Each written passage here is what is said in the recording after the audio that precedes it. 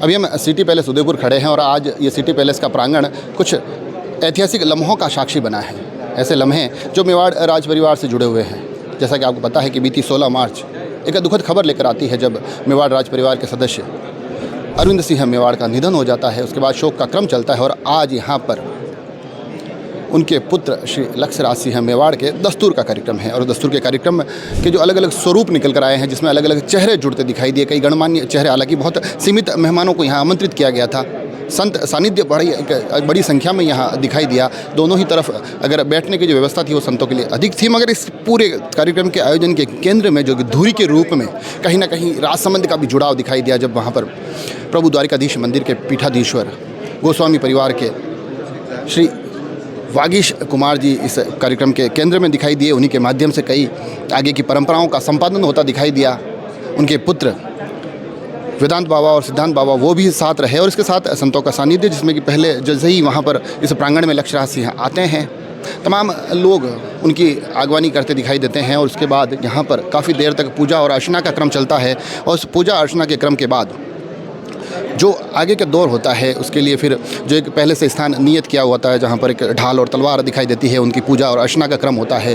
उस पूजा अर्चना के क्रम के बाद फिर एक बार पुनः जिस दिन के लिए, जिस एक आयोजन के लिए, कार्यक्रम के लिए, परंपरा के निर्वहन के लिए ये पूरा का पूरा आज सिटी पैलेस सजा हुआ था, वो लम्हे आते हैं। और उन लम्हों के बीच जब अचानक दिखाई देते हैं वागीश कुमार जी बाबा आगे आते हैं, वो उन्हें तिलक लगाते हैं और उन्हें फिर न केवल लक्ष्यराज सिंह मेवाड़ नज़र आते हैं, उनके साथ उनके पुत्र हरितराज सिंह मेवाड़ वो भी लगातार खड़े दिखाई देते हैं। हालांकि काफ़ी अभी उम्र कम है, मगर पूरे उल्लास और उमंग के साथ इस आयोजन का हिस्सा बनते हैं।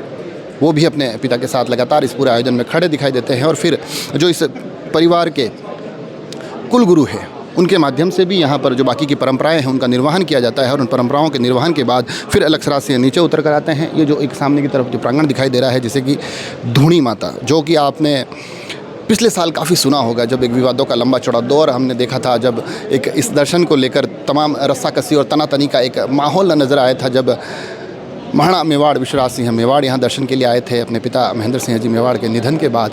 और वहाँ से दर्शन के बाद जब वो पुनः बाहर आते हैं, तब एक बार पुनः गुरुओं से आशीर्वाद लेने का क्रम प्रारंभ होता है। और उसकी शुरुआत भी प्रभु द्वारिकाधीश मंदिर के जो पीठाधीश्वर हैं श्री वागीश कुमार जी बाबा के माध्यम से होती है। इनका आशीर्वाद लिया जाता है, इन्हें भेंट की जाती है, इनकी तरफ से भी उन्हें इकलाई पहनाई जाती है, पिता पुत्र दोनों को पहनाई जाती है। और उसके बाद फिर सिद्धांत बाबा और वेदांत बाबा इनके माध्यम से भी इस पूरे के पूरे आयोजन में शुभकामनाएं प्रेषित की जाती है। तो ये जो पूरे पूरे दृश्य निकल कर आए, इसके बाद लक्ष्यराज सिंह निकल पड़ते हैं। जो पूरा का संतों का सानिध्य होता है, उनमें से प्रत्येक संत से मिलते दिखाई देते हैं, उनका आशीर्वाद, उनसे परिचय और इस परिचय की तमाम परंपराओं के बाद फिर वो यहाँ जितने भी लोग, जितने भी चेहरे मौके पर मौजूद होते हैं, उनसे मिलते हैं। गणमान्य चेहरों में यहाँ जो अलग अलग परियोजन भी दिखाई दे रहे हैं, अलग अलग विशिष्ट अतिथि भी दिखाई दे रहे हैं। और इस बीच में दो चेहरे लगातार, शैलेश लोढ़ा विख्यात कवि हैं, अच्छे मित्र हैं, और छोटू सिंह रावणा वो भी लगातार इन व्यवस्थाओं का हिस्सा बनते दिखाई देते हैं। और इस तरह से